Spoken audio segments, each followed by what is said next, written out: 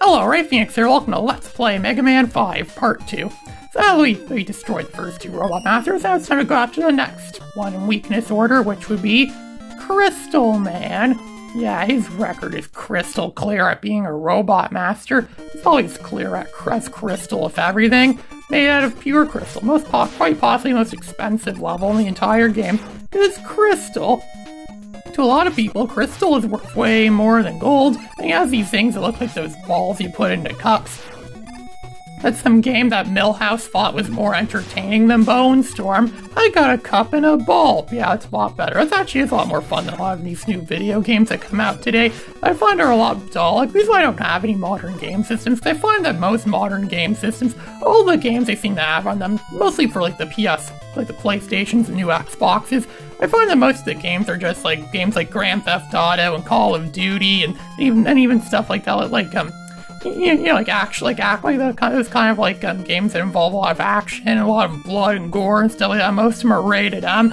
I'm not really that big into games like that, which is the reason why I don't have very many modern systems. I probably would buy a system like that if they had games like this, Mega Man, like new Mega Man games on them, and if that's what the library primarily consisted of, I would buy a new system, but I don't, because I don't think it's worth my time and money. I have better things to spend my money on than game systems these days. I mostly only play classic games, which is, obviously why it is, and this is a pure example of it. Mega Man 5 definitely is a classic game.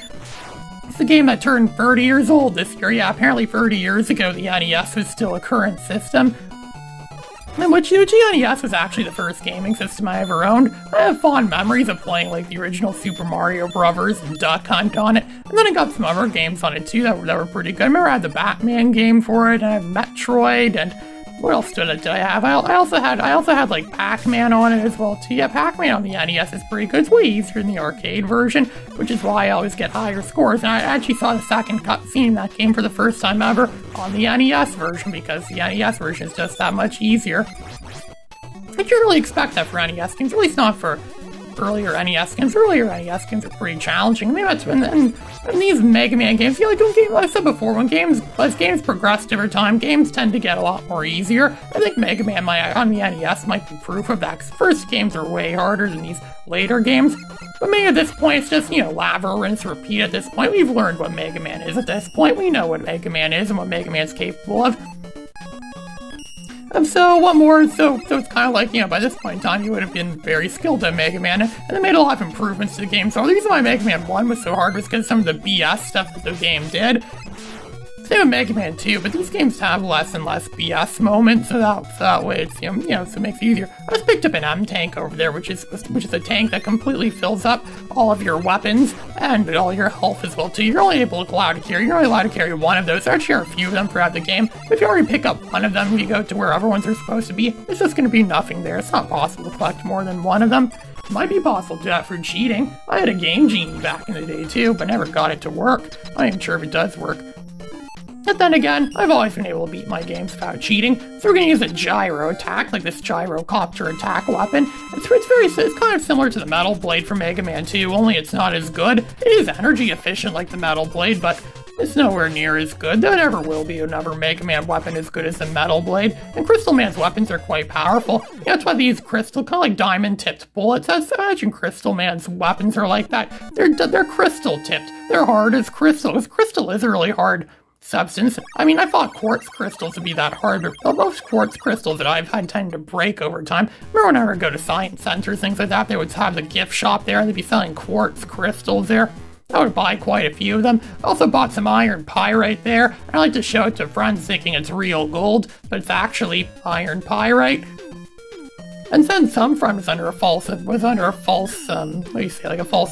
that I had a rock from the moon or something like that, or like or moon rock there. Yeah, I wish eventually there'll be moon rocks for sale as we get a lot more of them from the moon.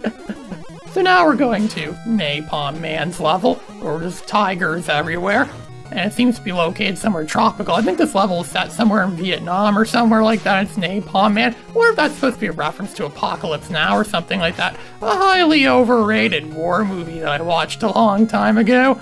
I think Apocalypse Now is very overrated. They're set in Vietnam, and Vietnam is tropical, like what this level appears to be. This level also appears to be some war zone, maybe, or a former war zone. I don't know, is there some other war of Vietnam that happens in the future? There's a spike things. This actually is one of the few times where a charge shot actually is beneficial, it can destroy it easy. The charge shot doesn't take an over long time to charge up, so that's pretty good, and it's pretty powerful too if you get them to work. And there aren't really anything that can hit you in this level too, so it actually is quite beneficial as a charge shot. There's a lot of hidden areas in this level. You can jump into the wall like that there and get that E-tank.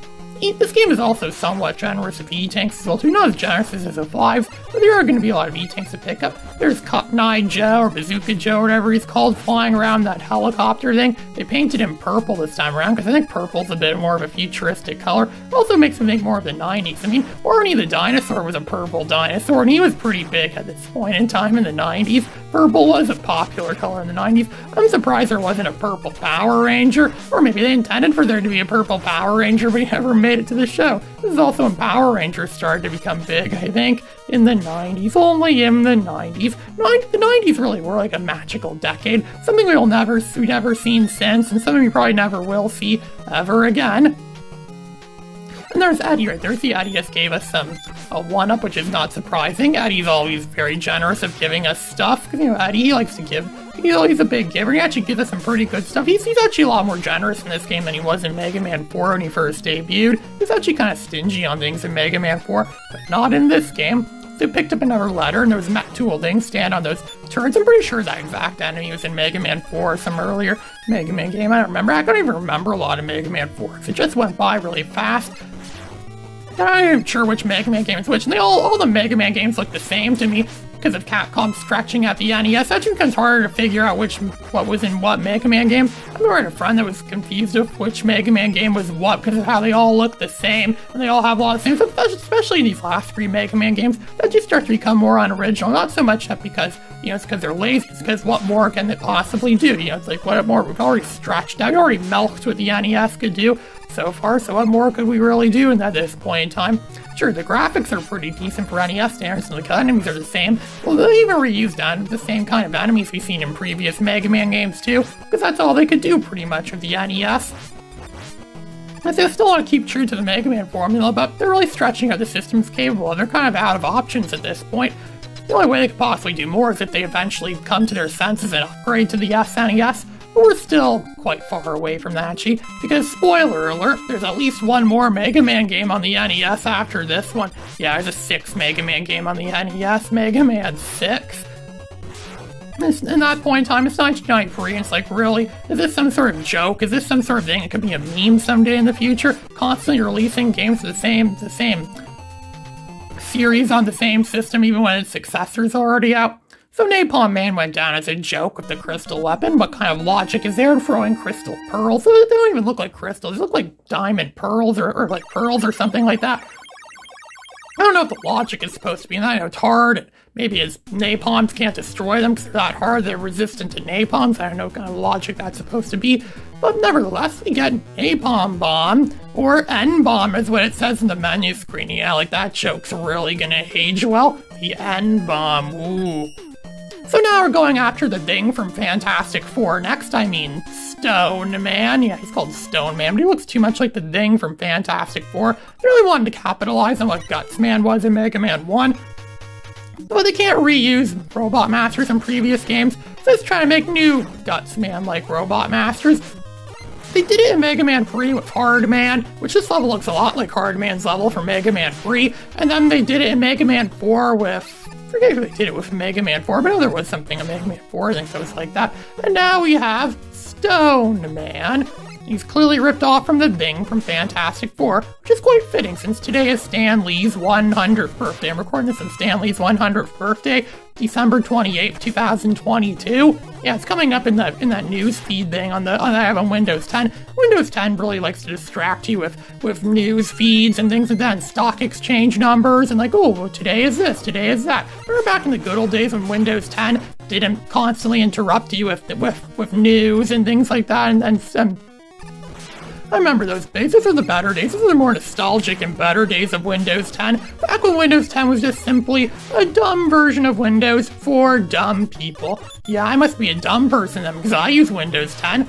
Mostly because I don't really have much any other options, and so really everyone else uses Windows 10. It's dumb. It's not as dumb as Windows 11, though. Windows 11 I think is more dumb. It hasn't been really perfected yet. Or a version of Windows Mega Man would recommend. Mega Man would probably recommend Windows XP because it probably suits its lifestyle the most, since it looks futuristic and looks cool and futuristic, which is something that does fit Mega Man perfectly, but I don't think Mega Man would think much of modern versions of Windows.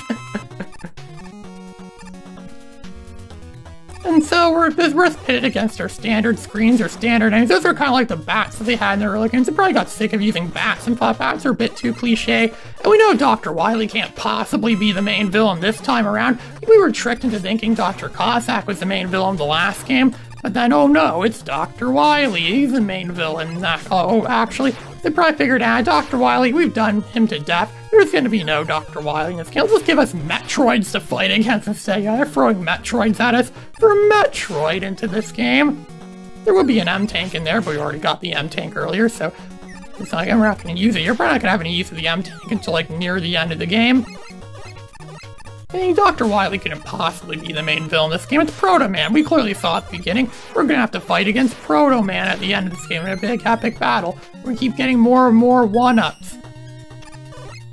And there's those shielded turret things, which they're actually not that. They actually are kind of weak, which is why they have a shield in front. It actually would be beneficial if a charge shot on them, but it's already a charge shot. You're constantly getting hit by other enemies that come flying. I use it. Actually, if I had the Star Shield weapon, actually this level would be easier. But we don't get that until we defeat Star Man, which actually isn't going to happen until much later in the game. Yeah, there's a shield type. Well, pretty much every Mega Man game I can think of has a shield. I think Mega Man 3 is the only exception that I know of so far that doesn't have a shield type weapon. Most Mega Man games have shield type weapons of some sort. And yep, another one-up. Forgot to point out earlier that Rush is very different in this game. In this game, Rush, you don't just bounce off Rush Coil like you did in Mega Man 3 and 4. This time you actually ride him up and he actually jumps upwards. It's almost like a riding horse or a rocking horse or something like that. It has a spring on it and he jumps you up into the air. And Rush Jet is back in this game too, but he's just the same as he was in Mega Man 4, which is horribly inferior to how he was in Mega Man 3. I thought he was overpowered in Mega Man 3, so we're never going to see that Mega Man 3 Rush ever again. And of course, there's an E-Tank. You're going to want to pick up as many E-Tanks as possible. E-Tanks are probably the most valuable thing in this game. We don't get as much of nowhere near as much as we do of lives, which are constantly being thrown at us. So it's going to jump on these things and ride and go to the 3D sprites again. We're like, oh look, there's Eddie again. He's going to give us something useful.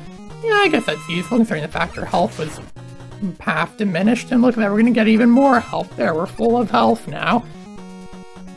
A lot of the walls in this level are destructible, so I recommend shooting around at the walls and trying to find like hidden passages, hidden crevices. And the Met tools seem to multiply and you destroy them into smaller enemies. Kind of like some of those enemies from Jumping Flash 2 and Ape Escape 2 that break up into smaller enemies and they get hit. Yeah, those are in this game. They're Met tools in this game. See how Met tools kind of are like the standard enemy in the Mega Man games, kind of like what the Goombas are in Mario. Only Met tools are way more powerful than Goombas. No Goomba in any Mario game that I know of has ever done that before, where they just break apart. It's hard to believe there's probably more Mega Man games on the NES than there are Mario games, and then there are Zelda games and stuff like that. Mega Man might hold the record of having the most of its series on the NES, a little different game series on the NES. How many other game series on the NES have 6 games or more than that? None that I know of. And so we use the napalm bombs, the N bombs is what it says on the pause menu, to destroy the thing from Fantastic Four, because I get the logic here is they're using napalm to destroy stone, because people tend to use dynamite or stuff like that when they want to blast down stones or things like that. And he's a pushover. He doesn't even make the ground shake. Gutsman was a way better robot master than him, so when Gutsman jumped in the air and smashed in the ground, Mega Man would get stunned. Same with Hardman from Mega Man 3. But this guy, nah, he doesn't even bother. He's probably lightweight. Stone is not always heavy. That's probably the case. I mean, he's probably just some lightweight pushover. This is Ray Phoenix signing out.